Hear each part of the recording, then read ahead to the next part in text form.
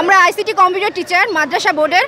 আমাদের আগে যারা স্কুল বোর্ডের মাদ্রাসা আইসিটি মাদ্রাসা টিচার ছিলেন তারা অবশ্যই স্থায়ী হয়ে গেছিলেন, কিন্তু আমরা অসহায় মাদ্রাসা বোর্ডের আইসিটি কম্পিউটার টিচার এখন 7 মাস আমরা বেতন থেকে বঞ্চিত হয়ে আছি। আমাদের সংসার চলছে না।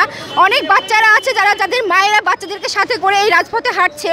আপনারা প্লিজ আপনাদের মাধ্যমে একটু আমাদের সরকারকে একটু জানান। আমাদের আইসিটি মাদ্রাসা কম্পিউটার টিচাররা 7 মাস বেতন নেই আমাদের। আমরা স্কুল যেতে পারছি না, আমরা স্কুলে যাওয়ার ভাড়া পাচ্ছি না। আমরা কিভাবে স্কুল যাব যদি বেতনটা ঠিক মতো না হয়? আমাদের স্কুল বোর্ডের স্কুল বোর্ডের যে আইসিটি কম্পিউটার টিচাররা ছিলেন তারা অনেকদিন আগেই স্থায়ীকরণ হয়ে গেছে, কিন্তু এখনো পর্যন্ত আমাদের মাদ্রাসা বোর্ডের 169 জন কম্পিউটার টিচারকে তারা এখনো পর্যন্ত 7 বছর হতে চললো কোনো রকম স্থায়ীকরণ তো করছেনই না।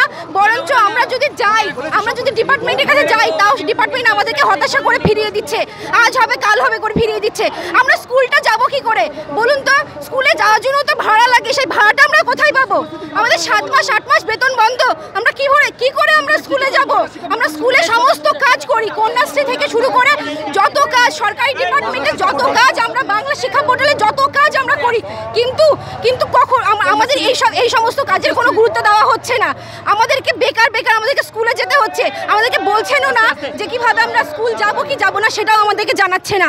তাহলে আমরা কি করব? স্কুলও যেতে হচ্ছে, কাজও করতে হচ্ছে, বাট আমাদেরকে বেতনটা দিচ্ছে না। 7 মাস 8 মাস এমনভাবে আমরা এইভাবে রাস্তায় হতাশাভাবে ঘুরে বেড়াচ্ছি।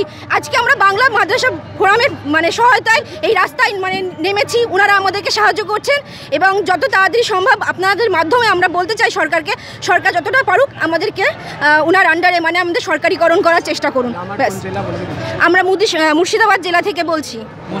না, মৌসুমী নাহার।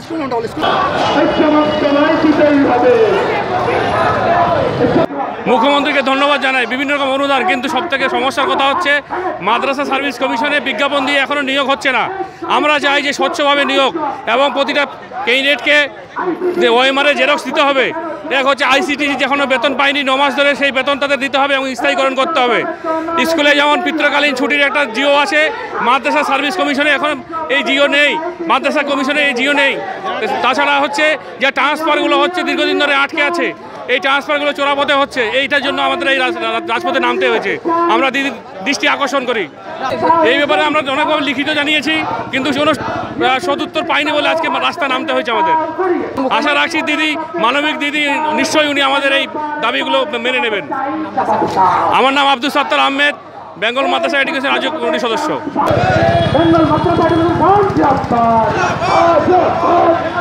বিষয়টা হচ্ছে আমাদের আইসিটি মাদ্রাসা কম্পিউটার টিচার, আমরা স্কুলের সমস্ত যত যাবতীয় যা কাজ, ঐক্যশ্রী, সবুজ সাথী, তারপরে কন্যাশ্রী থেকে বাংলা শিক্ষা পোর্টাল, যত সমস্ত কাজ আমরা করি, কোনো কিছু বাকি নাই। তা বাদ দিয়ে আমরা আজ 7 মাস বেতন বন্ধ।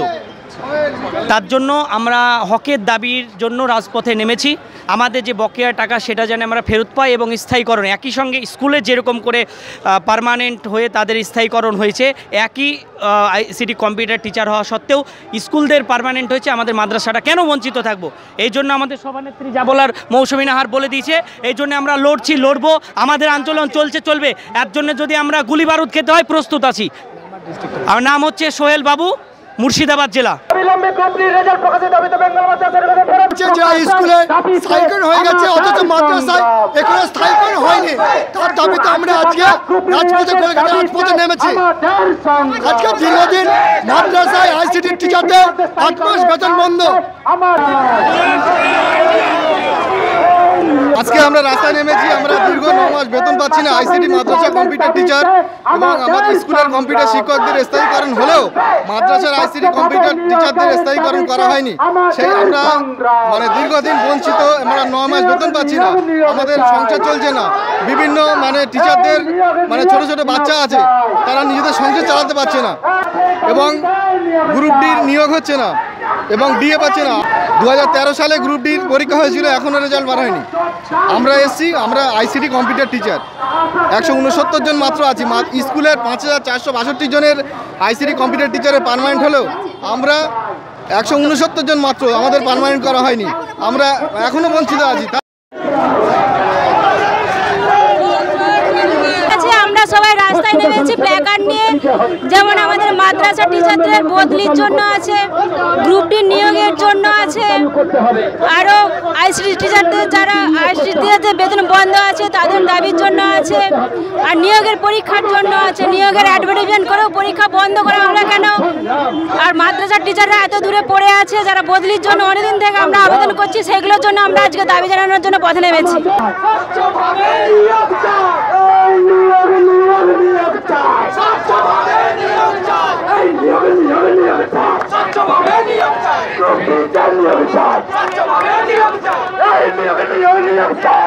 Hey,